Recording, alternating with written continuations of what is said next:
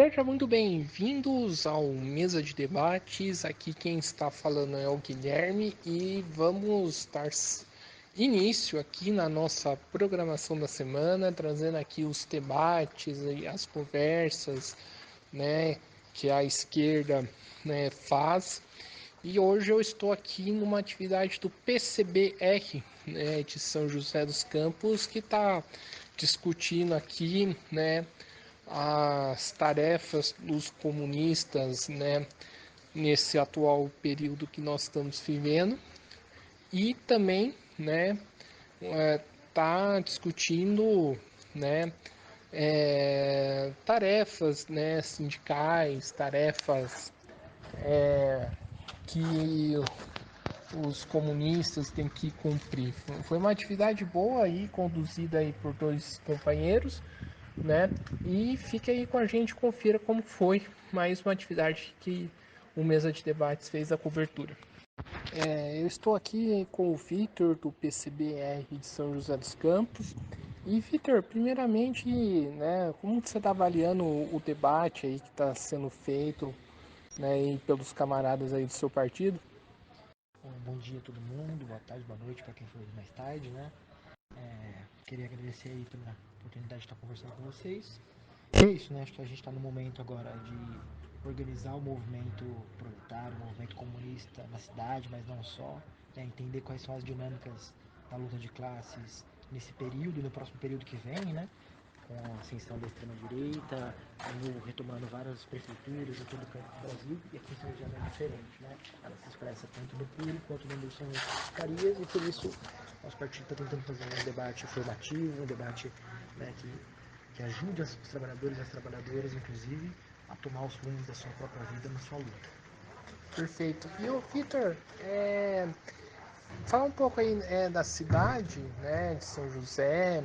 Como que você vê aí a atual conjuntura, segundo turno aí das eleições, né, com um candidato, dois candidatos, né, na verdade, de extrema direita concorrendo, e como se posicionar e o que que a gente pode esperar no próximo período? Eu acho que a primeira coisa, começando do final, né, o próximo período vai nos oferecer um avanço significativo das políticas da extrema-direita sobre a economia política dos trabalhadores e das trabalhadoras, né? A gente vai ver uma tendência maior das privatizações, uma tendência maior das parcerias públicas-privadas, né, na prática dá mais poder ainda para os patrões, um sucateamento dos serviços públicos. Eu não tenho a menor dúvida de que isso é o que nos espera, até porque isso vai ser também, inclusive, um reflexo da política do governo nacional, né? Que é a política austera, uma política de austeridade que corta gastos com os interesses do trabalhador e da trabalhadora nos aspectos públicos, né? Então, corta para a educação, corta para a saúde, ataca os benefícios dos trabalhadores e das trabalhadoras, né? Enfim, não faz um enfrentamento direto aos patrões, aos grandes capitalistas do país. Então, o próximo período vai ser de acirramento da luta, né? De uma ofensiva mais ainda desenfreada das classes dominantes, de seus partidos políticos, em cima da classe trabalhadora. E em São José isso é claro, né? O Anderson Farias se vence, vem para um segundo mandato com fôlego, né, com uma margem aí para tocar seu trabalho de antipopular e antipovo na cidade, de derrubada de casa para entregar nas mãos da especulação imobiliária, dos terrenos, né, enfim, de continuação, do sucateamento dos serviços públicos, que ele já herda esse sucateamento, inclusive, no próprio Cury, que foi prefeito da cidade, e já inicia, né, com os discursos de austeridade fiscal, enfim, de entreguismo dos setores públicos para os setores privados. Então, enfim, quem é que vença nessa disputa? Quem perde é a classe trabalhadora. Né? Não tem nenhuma diferença de qualidade entre eles, são farinha do mesmo saco. Né? Enfim, e agora a nossa posição para esse momento é, desde já, construir uma frente proletária, uma frente consequente dentro da cidade que possa enfrentar esses setores das classes dominantes, coisa que não foi feito no último período. Né? Então você tem o PT e o PSOL como as forças hegemônicas na cidade, que é isso, né? Ficaram em quarto lugar nas eleições, não chegaram nem a terceiro lugar dentro das eleições de São José dos Campos, não renovaram a Câmara, né, municipal, mantém os mesmos eleitos de sempre. Acho que agora tem talvez um suplente na sua diferença, mas, né, enfim, esse é um suplente, uma suplente, né?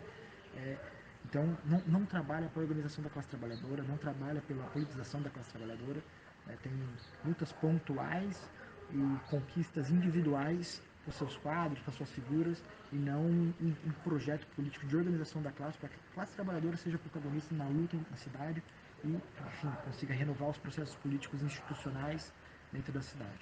E bem previamente, é possível formar uma força independente aqui na cidade? Precisa ser possível. Essa é a resposta mais sintética possível. Tem que ser possível. Temos algumas forças, algumas organizações consequentes na cidade que têm suas divergências claras entre si, mas que, no limite, tem um projeto político para o Brasil e para a sua classe trabalhadora em comum que precisa, nesse momento, de um entendimento de como organizar essa classe trabalhadora dispersa, essa classe trabalhadora multifacetada dentro das lutas dentro de São José dos Campos. Beleza, então maravilha. Valeu, Vitor. Valeu, gente. Eu estou aqui com o Diego, né, do militante aí do PCBR e também aí do podcast Revolution, né?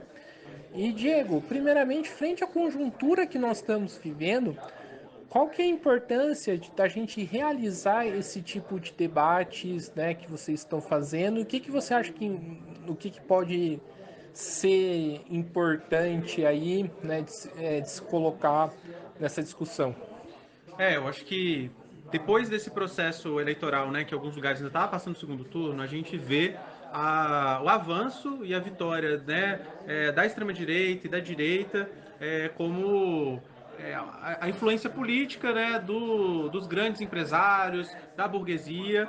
E a classe trabalhadora ela tem que buscar a sua alternativa de organização própria, né, de enfrentamento dessa lógica. Infelizmente, as alternativas institucionais elas têm se acomodado à lógica institucional do Estado burguês e não têm buscado enfrentar e fazer as lutas necessárias da classe. Então, esses espaços são espaços onde, né, a classe pode se reunir, debater politicamente essas questões e buscar refletir e organizar o processo de luta, porque estamos numa conjuntura muito difícil e apenas ser dominado pelo medo e pelas dificuldades não resolve o nosso problema. Então a gente precisa ter esses momentos de debate mais franco, mais tranquilo, apresentar debates, né? No caso aqui a gente fez uma apresentação sobre a luta sindical, né? Alguns outros debates também, que faz com que a gente pense, tá, como que a gente organiza e avança a nossa luta como classe para que, de fato, a gente saia da situação que a gente está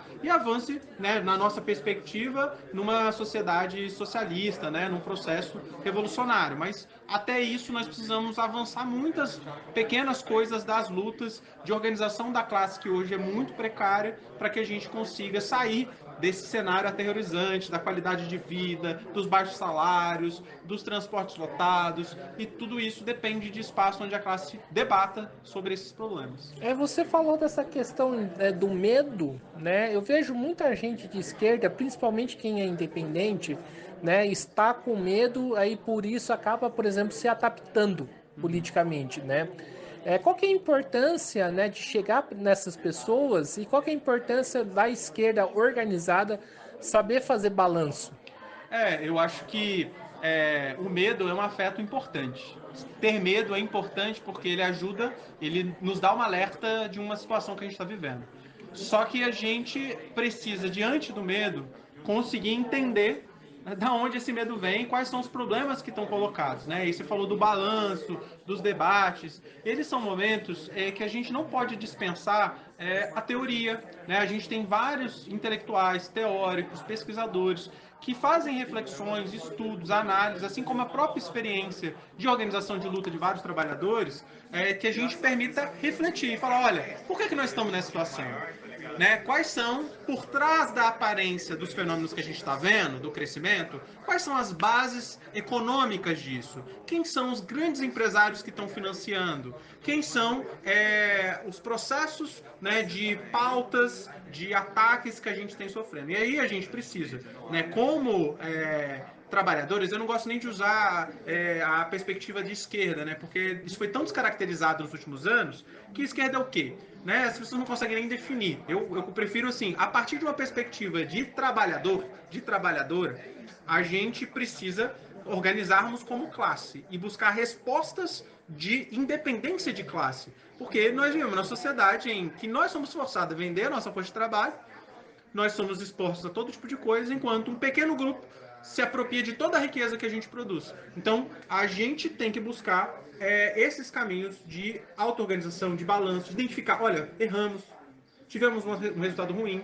Isso não significa pânico, desespero. Tá, isso errou. Como nós ajustamos o nosso caminho? Como nós ajustamos as coisas que a gente tem que fazer?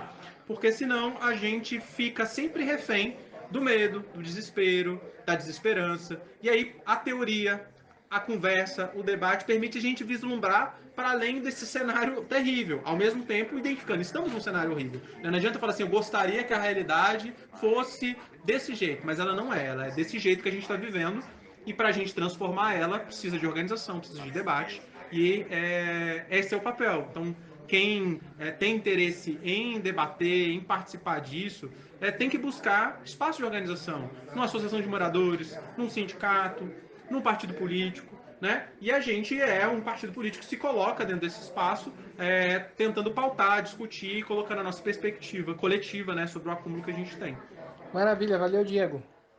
Eu estou aqui com a Estela, né, que veio aqui fazer uma apresentação sobre as tarefas dos comunistas, também aí falar um pouco de questão sindical. Estela, frente à conjuntura que nós estamos vivendo, né, o fortalecimento da extrema-direita e uma esquerda da ordem, né, bastante adaptada, qual que é a importância, né, na sua opinião, de existir esses debates e o que você acha que é importante colocar aqui aí pra gente, né, do que foi debatido? Eu acho que a gente tem uma conjuntura atual que a gente está vendo, né, o avanço, principalmente eleitoral, da extrema-direita, e é essencial que a gente consiga, nesse momento, fazer uma profunda análise desse processo e compreender quais são as nossas tarefas nisso, as tarefas dos comunistas nesse sentido. E aqui hoje, né, a gente tem uma tarefa principal, que é fazer esse debate dentro do programa do Partido Comunista Brasileiro Revolucionário, que é essa síntese que foi resultado do nosso 17º Congresso Extraordinário do Partido Comunista. Né? Então, ter esse programa em mãos e conseguir fazer uma análise profunda e mais qualificada e coletiva, né, desse tempo histórico, é algo que a gente tem como tarefa essencial, né? Entender esse processo, eu acho que é o mais valioso que a gente tem nesse momento. E através desse debate é possível emergir uma esquerda classista com independência de classe? Acho que é por meio justamente desses instrumentos que a gente está construindo coletivamente que a gente vai conseguir apontar para esse horizonte de fato, né? De forma científica e com compromisso com a classe trabalhadora. Né? Perfeito. Obrigado, Estela.